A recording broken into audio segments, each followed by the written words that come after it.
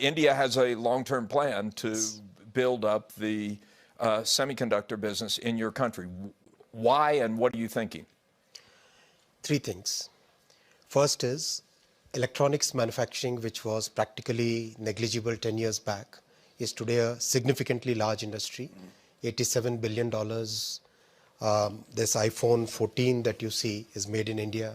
Its supply chain is shifting to the country. Sector after sector, we are getting from import substitution to export-led growth. So telecom equipment, 3 years from now, India will be a large telecom equipment exporter. All the pieces are well set. Development is very good. A couple of companies have already started exporting to countries like US. So a very large market which requires semiconductor as the basic raw material, item one. Item two, a very competitive talent pool, good talent pool, about 52,000 semiconductor engineers working in the country. And almost all of them are working from legacy nodes to the cutting edge to the SoC, getting the absolutely new optimization in power consumption, all kind of stuff. The latest and really some of the leading edge technologies our people are working, our talent is working. That as the second factor. Third factor, our university system, which is producing about 500,000 engineers every year. We have tailored our project, our entire plan to make sure that this university system generates a significantly large number of talent, and we have committed to develop 85,000 talent over the next 10 years.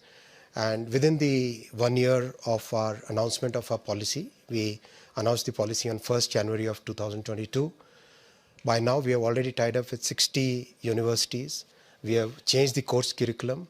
So all these factors together make it very natural that India should be the destination for semiconductor. And how about financing? How much money is the government putting behind this effort? Government is putting $10 billion. That is just the first tranche. And we fully understand that this is not something which can be done in a quarter or two or a year.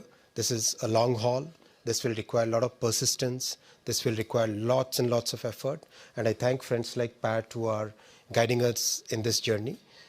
And we have listened to the industry. When we announced the scheme on 1st Jan 2022, Pat and many others gave us the inputs that the demand for higher nodes, which go into electric vehicles, in Volvo, in the train sets, in practically all the telecom equipment, in power electronics, all those sectors require nodes which are higher nodes. So we changed our policy in October, opened it up further. So very flexible. No one has said, no one in the Indian government has said, hey, wait a minute, why are we investing these billions of dollars in the middle of a glut?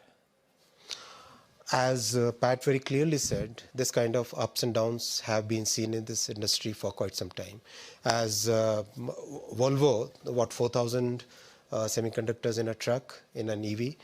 In a train set, that number is close to 12,000. And in train set, we are right on track to become a major exporter in the coming 3 years. So the demand is going to be huge.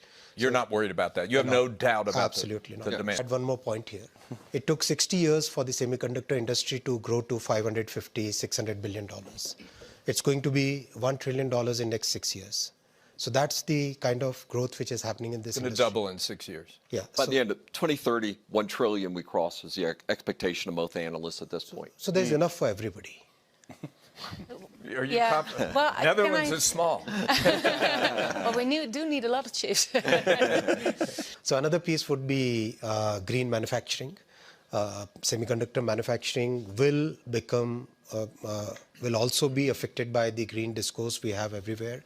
So we in India are very clear that whatever new plants, new fabs that we set up will be served with green energy, will be serviced by green energy. We already have 42% of our energy from green sources, from renewable sources, and we do want to add that advantage to the semiconductor manufacturing also. We have actually addressed that in our policy. That's a very valid point. Close to half the total demand is from the mature nodes. So, so in our case, in the case of India, Our entire policy supports mature nodes as well as advanced. We think we'll start with the mature nodes. And there is another innovation which is happening, and which is where the design capabilities really come to play, as Pat said. For example, in a car, if there are like 200 chips going in, wouldn't it be more economical to design a system which has probably 3 or 4 chips, which is able to make sure that the glass goes up and down on time, make sure that the speed governor is properly in place? So that kind of innovation is also going to come, Pat, if you would like to add on. Fully agree. And that is where new kind of innovations which come. For example, I wouldn't be surprised if in 3 years from now, we see a car operating system, automobile operating system, which basically makes sure that all the chips manufactured by different people for different functions, they are basically able to speak to each other in a very seamless way. So those kind of innovations are also part of the semiconductor. We're doing that. Ashwini. I think trusted long-term partnerships would be a very important factor in success going forward. In terms of supply chain resilience, in terms of innovations in products that we bring in terms of what do you do when things go wrong in some part of the world, can you really rely? So in those things, in all those matters, trusted long-term agreements would be very, very critical. I think collaboration is the theme of this year's Davos. You got it right this time.